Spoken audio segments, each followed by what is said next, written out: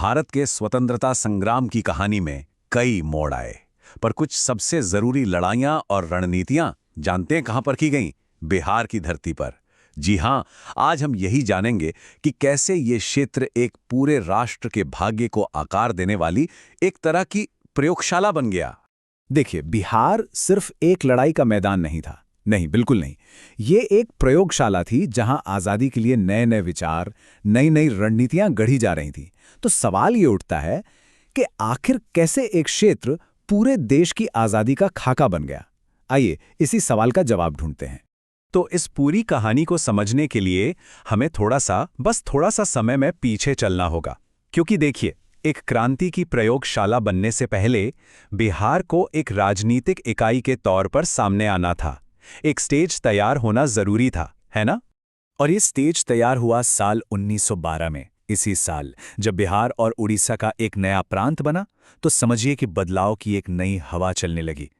इस एक घटना ने पूरे पॉलिटिकल सीन को बदल दिया और एक ऐसा मंच तैयार किया जहां आज़ादी के वो बीज जड़ें जमा सकते थे। और देखिए, हर बड़े आंदोलन को एक सेंटर की जरूरत होती है, एक हेडक्वार्टर की। और बिहार में वो जगह थी पटना का सदाकत आश्रम। ये सिर्फ एक इमारत नहीं थी, नहीं, ये तो स्वतंत्रता संग्राम का धड़कता हुआ दिल था, वो नर्व सेंटर जहां सारी रणनीतियां बनती थीं और जहां से क्रांति की आग पूरे इलाके में फैलती थी। और फिर उसी प्रयोगशाला में पहला बड़ा एक्सपेरिमेंट होने वाला था। एक ऐसा एक्सपेरिमेंट जो भारत के इतिहास का रुख हमेशा हमेशा के लिए बदलने वाला था। जी हां, हम बात कर रहे हैं चंपारण सत्याग्रह की। हाँ, लेकिन चंपारण तक पहुंचने से पहले ये जानना भी जरूरी है कि बिहार में आज़ादी की आग पहले से ही सुलग रही थी। साल 1912 के पटना कांग्रेस अधिवेशन ने, कह सकते हैं, एक राजनीतिक चेतना की चिंगारी जलाई थी। पर जो असली आग लगी वो थी 1917 के चंपारण सत्याग्रह से। तो आखिर ये चंपारण सत्याग्रह था क्या? असल में ये उन आम किसानों की कहानी है जो एक बहुत ही दमनकारी सिस्टम के खिलाफ उठ खड़े हुए थे। और उनका नेतृत्व कौन कर रहा था? महात्मा गांधी। उनके नेतृत्व में अहिंसा को हथियार बनाया गया और दुनिया ने देखा कि कैसे एक सबसे ताकतवर साम्राज्य भी आम लोगों के हौसले के सामने, उनके संकल्प के सामने हिल सकता है। चंपारण की जो सफलता थी ना, वो बस एक लोकल जीत नहीं थी, बिल्कुल नहीं। वो तो पूरे देश के लिए एक ब्लूप्रिंट था, एक खाका तैयार हो गया था। बस यहीं से आज़ादी की आग पूरे भारत में फैलने लगी और बिहार ने हर बार इस आग को और हवा दी। और समय के साथ रणनीति भी बदली, वो और विकसित हुई। जैसे 1920 का असहयोग आंदोलन, वो था संस्थानों का बहिष्कार करने के बारे में, एक तरह का पैसिव रेजिस्टेंस। लेकिन 10 साल बाद 1930 तक आते आते सविनय अवज्ञा आंदोलन के साथ ये पैसिव से एक्टिव बन गया। अब बात सिर्फ बहिष्कार की नहीं थी, अब बात थी कानून तोड़ने की, जैसा कि नमक कानून के खिलाफ हुए जबरदस्त प्रदर्शनों में हमने देखा। लेकिन कहानी का क्लाइमैक्स, असली परीक्षा, वो अभी बाकी थी।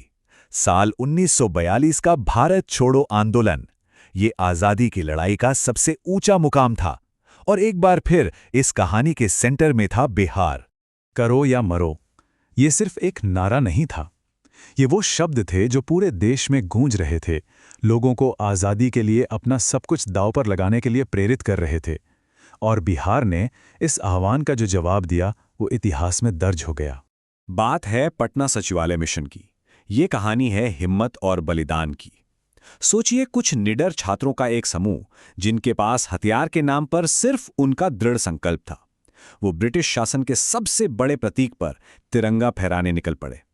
ये मिशन कितना खतरनाक था, इसका उन्हें अंदाजा था, लेकिन उनका इरादा, उनका संकल्प, वो अटूट था। पटना सचिवालय की ये घटना सिर्फ झंडा फहराने की कोशिश नहीं थी, ये उससे कहीं ज्यादा थी।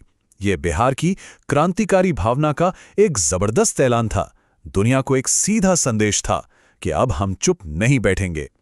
और संघर्ष की इसी आग से, इसी भट्टी में तपकर नेताओं की एक नई पीढ़ी तैयार हुई। वो लीडर्स जो अब एक नए राष्ट्र का, एक आज़ाद भारत का निर्माण करने के लिए पूरी तरह से तैयार थे। डॉक्टर राजेंद्र प्रसाद, श्री कृष्ण सिंह, अनुग्रह नारायण सिंह, ये सिर्फ नाम नहीं है, ये उन महान नेताओं के प्रतीक हैं जिन्होंने ना सिर्फ आज़ादी की लड़ाई में बिहार को लीड किया, बल्कि बाद में एक स्वतंत्र भारत को बनाने में, उसे अपने पैरों पर खड़ा करने में भी अहम भूमिका निभाई। उनकी विरासत आज भी हमारे साथ है। तो आखिर में हम क्या कह सकते हैं? यही कि बिहार की कहानी सिर्फ एक राज्य की कहानी नहीं है, ये पूरे राष्ट्र की कहानी का एक ज़रूरी हिस्सा है। ये हमें याद दिलाती है कि आज़ादी की लड़ाई सिर्फ बड़े बड़े युद्ध के मैदानों पर नहीं, बल्कि आम लोगों के दिलों और दिमाग में भी लड़ी जाती है। और सबसे बड़ी बात, ये हमें सिखाती है कि कैसे एक क्षेत्र का संघर्ष सच में पूरी दुनिया को बदलने की ताकत रखता है।